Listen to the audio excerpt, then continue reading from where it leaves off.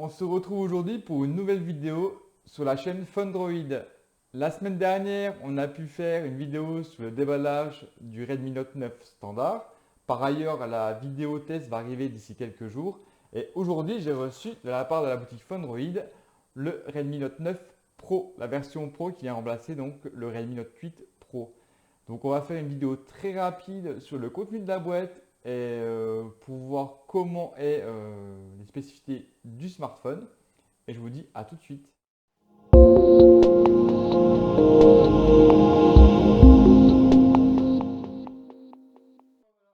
parti pour le déballage de ce nouveau colis.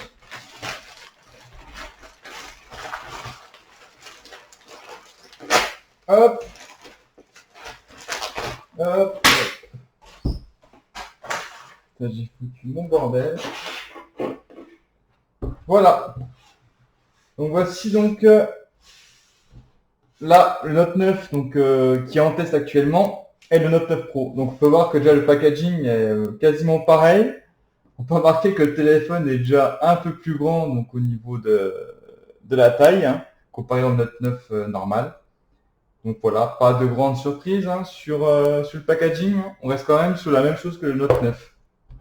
Forcément, c'est la même gamme. Alors, que dire vite fait sur la boîte? Donc on est sur une version 6 Go et 64 Go de RAM. Sachant que le Note 9 était en 3,64 et je trouve que c'était un peu limite. Bref, allez. On va essayer d'ouvrir la boîte. Décidément.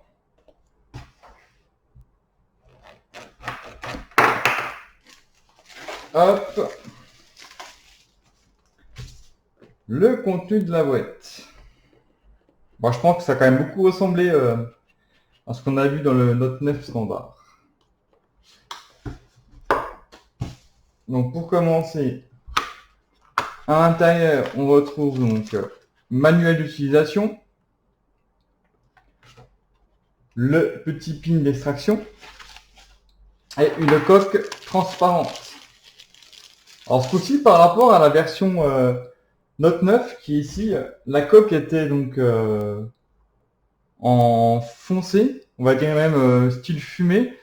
Celle-là, donc elle est bien en transparente. Même chose, hein, petite protection du port USB type C. Toujours sympa pour éviter qu'il y ait la poussière qui rentre dedans. Hop, on va mettre ça de côté.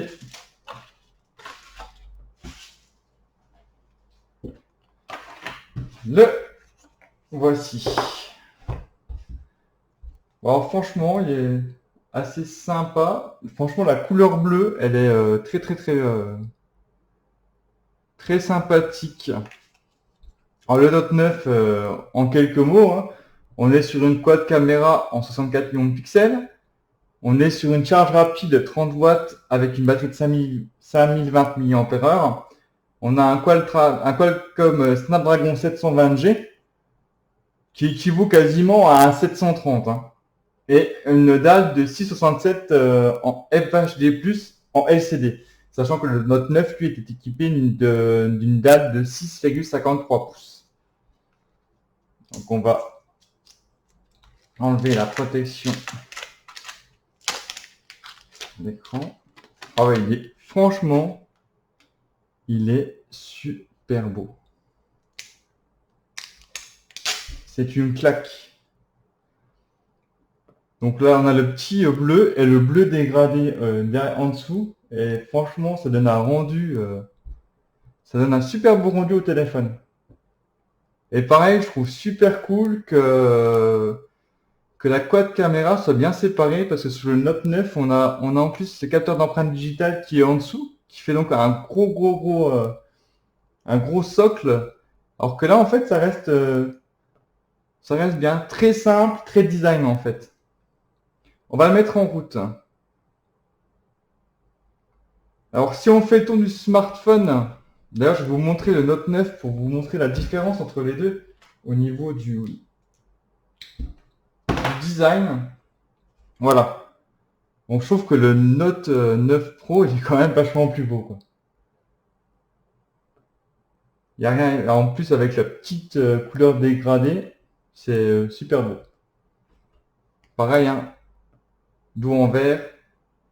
Alors, si on fait le tour rapide du smartphone, on va retrouver donc un port USB type C, un haut-parleur, une prise jack 3.5 et le micro. Sur le côté, donc on va retrouver le port, le slot pour la carte SIM et carte SD, qui est logiquement de 2 nano SIM et une carte micro SD.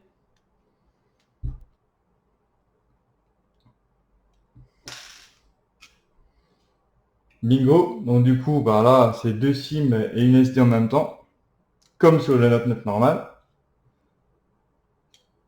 Faut-il encore réussir à le remettre correctement? Hop. Au-dessus, bah, le capteur infrarouge, le micro anti-bruit. Et sur le côté, ben, petite nouveauté pour moi, c'est le bouton, bon, qu'on a le bouton plus ou moins, volume normal, donc ça c'est standard. Et là on a le, comment ça s'appelle, le capteur d'empreinte digitale qui est sur le bouton power. Je n'ai jamais testé de smartphone avec ce dispositif. C'était toujours soit derrière ou soit sous la dalle. Vu que c'est un LCD, là on est bien sur donc on met de le mettre à l'arrière pour limiter l'encombrement du smartphone à l'arrière. Ils ont décidé de le mettre sur le côté.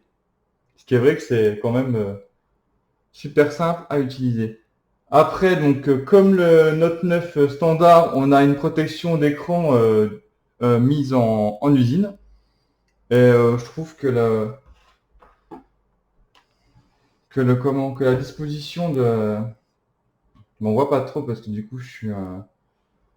mais bon, ça reste après la même taille du capteur SiFi, hein. Donc, on est toujours en dalle LCD avec une dalle perforée, donc intégrant donc le capteur selfie. Donc voilà pour le smartphone, on va le mettre de côté. Pour le reste du contenu de la boîte, on va partir sur donc un port USB type C. D'ailleurs, on peut marquer le petit couleur rouge sympa de USB qu'il n'y avait pas sur le Note standard. Et là, le gros chargeur qui fait donc 5 volts, 5 volts. Oh, je regarde si vous arrivez à le voir. Bon, non, 5 volts 3 ampères en 30 watts. Donc là, ça va envoyer du lourd pour recharger la batterie. Sachant que sur le Note 9 standard, avec la 18 watts, la charge rapide 18 watts, on était environ à 2 heures de recharge. Donc là, je pense qu'on va gagner un petit peu de temps. Donc on va mettre la boîte de côté, le petit pin de côté aussi.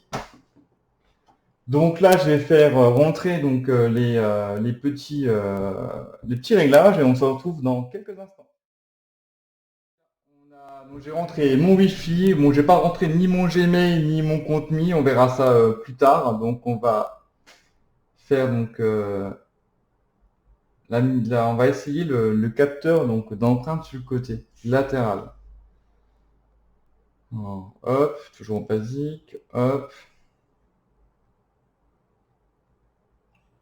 On va tester ça. Alors, je sais pas si...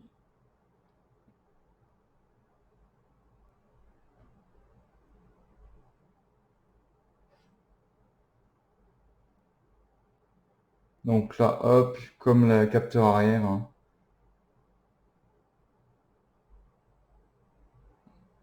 On doit déplacer le doigt pour prendre un maximum qui soit le plus facilement... que le capteur est le plus facile à prendre notre empreinte. Donc logiquement, ça fonctionne. Hop. On va rester en classique. Donc il charge les applications. Donc ouais, donc c'est déjà un bon petit bébé quand même, hein, avec 6,67 de diagonale, c'est déjà un téléphone qu'on a dans la main. Autant qu'il n'est pas très épais, mais autant on sent que voilà, on a un téléphone dans la main. Donc voilà, j'attends juste qu'il finisse de charger les applications. Donc moi je suis fan de la couleur, donc pense que vous avez dû le comprendre. C'est une belle couleur. Donc là, je pense qu'en 664, ça va quand même envoyer pas mal de pâté. En plus, un Snapdragon 720G, ça va être encore de très bon niveau.